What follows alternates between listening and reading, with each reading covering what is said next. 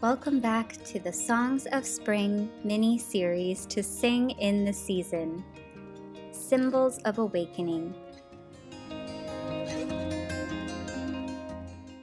I'm writing to you from the beautiful state of Michigan, USA, where the signs of spring are slowly poking out their faces. With longer days and more sunshine, I'm smiling as I write to you now.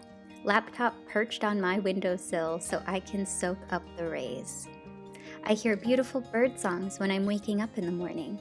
I see more and more new friends at our bird feeders, including the chubby-cheeked chipmunks. Today I can tell the grass has brightened to a darker shade of green, and down the hill behind our apartment I can see a beautiful cluster of daffodil shoots. And then the next day, it begins to rain. A steady rain with a bitter, cold wind.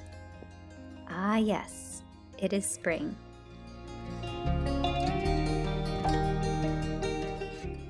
Spring can be both inspirational and tumultuous. While new roots are pushing their way through the mud, we are reminded of our own birthing journeys, the efforts we make in creating what we desire. The efforts simply to exist, to get that breath of fresh air and turn our faces to the sun. Some days it feels as though the wind will blow away my progress, like a flame that just won't stay lit. Or the rain will wash away my fragile foundation, just a few delicately placed sticks. Yes, these things can happen, and I've been haunted by moments like these. I'm sure you can think of a few of these moments in your life, too. For me, it has taken a lot of digging around in that mud to discover that this is what makes my life truly rich and fertile. The ups and downs make me a resilient and strong person. My inner winds of change, my wins, my losses, bring me closer to the essence of life itself. Today, I finally accepted the fact that some seeds don't come to bloom, and that is how we keep the delicate balance of existence in check. How interesting to observe the flows of life. So, my hope is that spring will inspire our resiliency, our ability to find out what makes our root system strong and stable, and how to reestablish our center if we find ourselves uprooted again.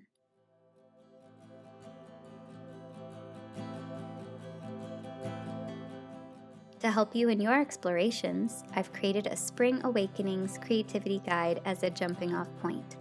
You can print out the pages or use them as inspiration in your own journaling activities. You'll receive a PDF printable when you enter your email below, and you'll be part of the Cocoon Club, where each week I'll be sending a little note of seasonal inspiration your way. You'll find all of those links below. Now back to some themes and symbols of spring.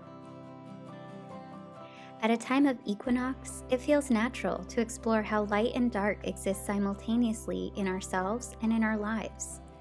There is light and there is shadow, and we can be interested in what they bring to us as experiences. Perhaps this is why the spring blooms offer so much hope, through contrast. A bright yellow or purple bloom popping out against a backdrop of grays and browns. The chattering of birds and squirrels after long, quiet months. The gradual crescendo of spring's finest symphony, beginning with a soft roll played on the timpani, followed by a slurring flute far off in the distance.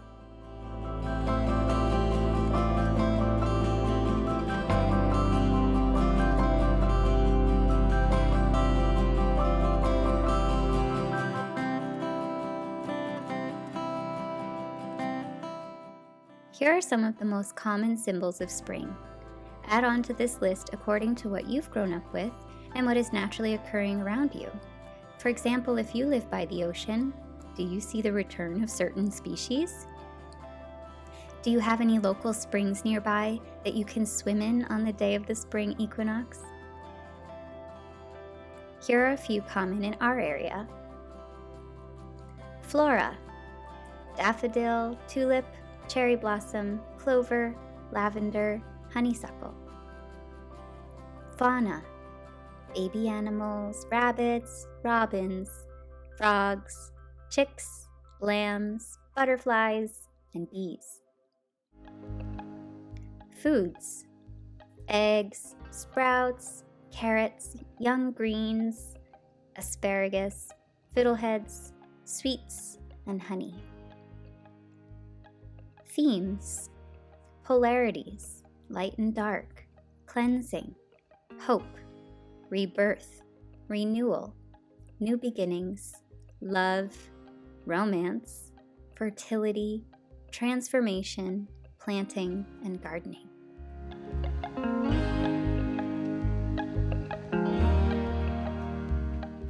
Spring has been celebrated by our ancestors for a long time, and for a good reason. We are blessed with a renewal of the land, the ability to plant our seeds into soft, fertile soil again, and we see Earth's creatures begin their mating season. I like to imagine my own Celtic ancestry celebrating with grand feasting, songs, poetry, dance, and fires late into the night as they thank their deities for the return of the sun. When you delve into the history of world cultures, you'll see many monuments were built in alignment with the equinoxes and solstices of the year. Why do you think that is? Perhaps, when we honor the wheel of the year, we are more connected with all of life and the cycles within ourselves. In our part of the world, with such a beautifully diverse culture, there will be many more festivals to learn about this year. So whatever way you are celebrating the coming of spring, I invite you to take a look outside your window and include the beautiful gifts of nature as much as you can. How can we inspire more gratitude to the earth and environment in a meaningful way?